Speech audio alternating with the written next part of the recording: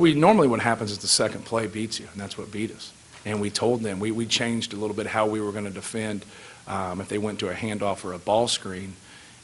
But we said you got to make sure if you switch on to somebody, when you do switch on to somebody, you got to block out the guy you switch on to. So you go from guarding the ball to now guarding a screener. Well, that screener then gets to the rim on the floater. And I don't know who actually was supposed to switch on to him, but you're stopping the actual action and doing a good job. But then that's how a lot of those plays work. So exactly what we told them, they needed to do, we obviously didn't. But you got to give credit to the Butler player for making a good play. Matt, it's not like the NBA where you can go out on the waiver wire and try to pick somebody up, but it's become painfully obvious. I mean, Jacob's getting better, but you got to get more out of your post Yeah, player. we got to get more out of everybody. We got to play. We got to play smarter. We got to do a better job when we get a lead of pushing that lead. We had a chance. I thought the end of the first half, we had a stretch where Ryan Smith has a wide open three, which would have put it to 16. Instead, he misses it, and we foul.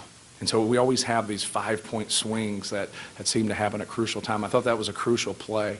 It was a different game, in my opinion, if you're up 16.5 compared to 11. But each one of those guys just has to keep getting better. They all seem to have some positives in the game, but then some glaring weaknesses. They just got to cut the weaknesses out and the mistakes and just continue to get better. We felt like we should have won the last two games that we lost. I thought Alabama was the better team when we played. Who cares who's the better team?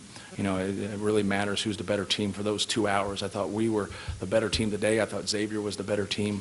I thought we were the better team against Xavier, but it's a 40-minute game, and we're not finishing games. And Butler and Xavier did, and that's all that matters. So I think we have a positive to look at, but we don't have a lot to show for it, in my opinion. It's extremely frustrating. We got a little stagnant at the end. We kind of just stood there, missed a couple shots. You got to give them credit. They executed when it counted. It's just tough right now. It's tough. Second one you've had in the closing minutes here so far this year. Just what do you guys try to take from these, at least the Xavier and then this one? I guess executing on it in the end. We got some good looks. We just got to execute. I think that's the biggest thing. We kind of probably got relaxed again a little bit, just trying to hold the ball, and we didn't attack sometimes. So I think it's just attacking when we got in, not just trying to hold the ball and waste time. I'm sorry, if we wrap up this question, we're going to take all interviews down the hallway, please. How do you try to spin this in a positive direction as you guys move forward? Obviously, I guess it can help us in the Big Ten. We went through 2 tough ones. We didn't pull them out. So it's got to turn. So we just got to look at what we did wrong again and figure it out. And hopefully we get in the situation, get in the Big Ten, we can flip it around. One of the things when you're playing a team like Purdue, you have to put the ball in a guy's hands who's strong with it. Otherwise, it may never get to the rim. And so Rose isn't our highest percentage shooter, but he is able to get a shot whenever he can. And so that's what we did. We put it in his hands. And I thought our freshmen played like men for considering they're just young puppies here.